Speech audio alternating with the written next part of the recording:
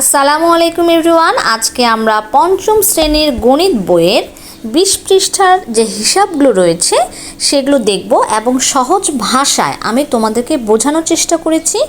আশা করি ভিডিওটা শুধু মনোযোগ দিয়ে দেখো সম্পূর্ণ A to Z, তাহলে একদম এই বিষয়ে অঙ্কগুলোর ধারণা ক্লিয়ার হয়ে যাবে। তো চলো আমরা খাতায় চলে যাই। তো আমরা খাতায় চলে এলাম। দেখো 1 নম্বরে আমরা প্রথমে কি করব, প্রশ্নটা তুলে নেব। এখানে প্রথমে আমাদের একটা রুলস জেনে রাখা উচিত। আমি পাশে লিখে রেখেছি বদমাস। রুলসটার নাম কি?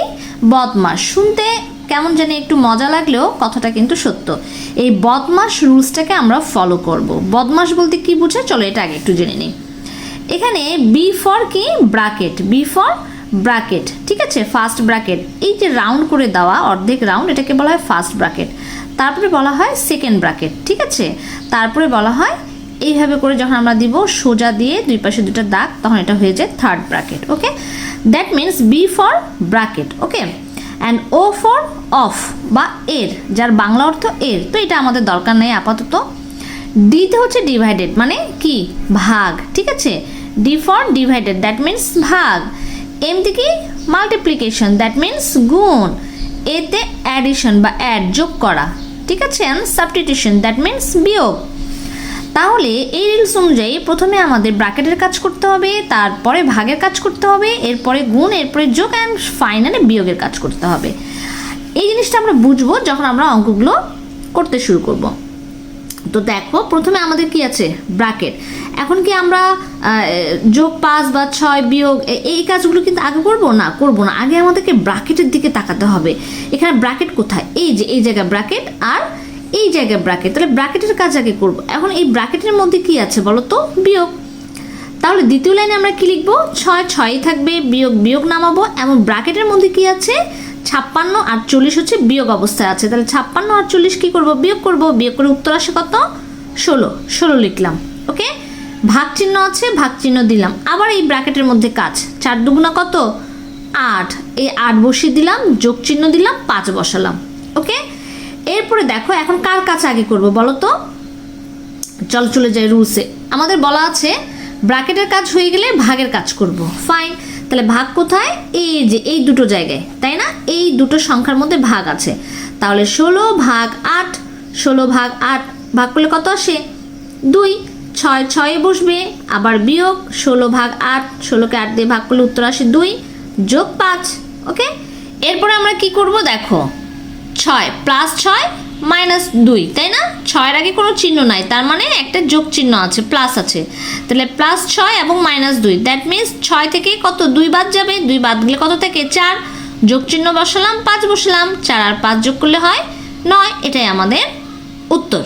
ওকে, এবার পরের প্রশ্নে চলে যাই। দেখো বড় একটা প্রশ্ন কিন্তু তুললাম। তোলার পর এখন আমরা কি করব? First bracket. ফার্স্ট ব্র্যাকেট কই? এই যে ফার্স্ট ব্র্যাকেট।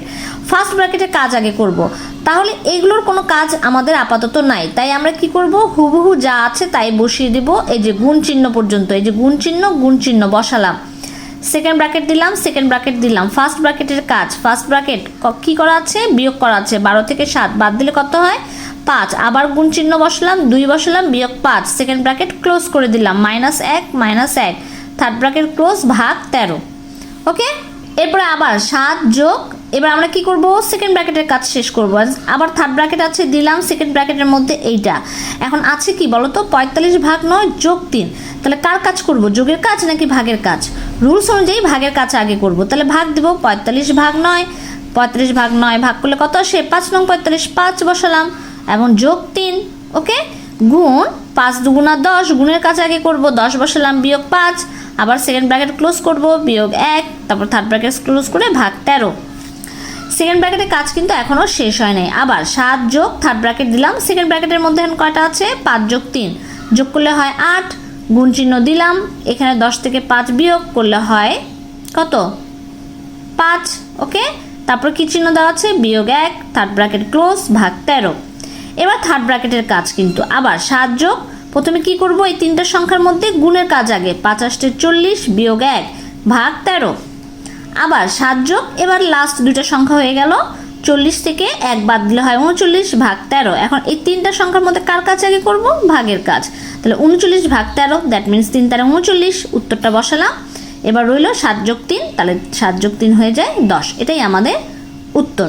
আশা করি অঙ্কগুলো কিন্তু তোমরা বুঝতে পেরেছো। যদি না বুঝতে পারো কমেন্টে জানিও, আমি এটার উপরেই শুধু আরেকবার একটা ক্লাস নিব। পরে দেখো 2 নাম্বার, একদম ইজি অঙ্ক, খুবই ছোট্ট একটা অঙ্ক। দেখো এটা আমাদের প্রশ্ন, আমরা কি করব, রুলস অনুযায়ী ব্র্যাকেটের কাজ আগে করব। তাহলে সেকেন্ড ব্র্যাকেটটা দিব, দেওয়ার পরে 24 লিখব, বিয়োগ লিখব, ফার্স্ট ব্র্যাকেটের মধ্যে কি রয়েছে 3 × 4, 3 × 4 = 12।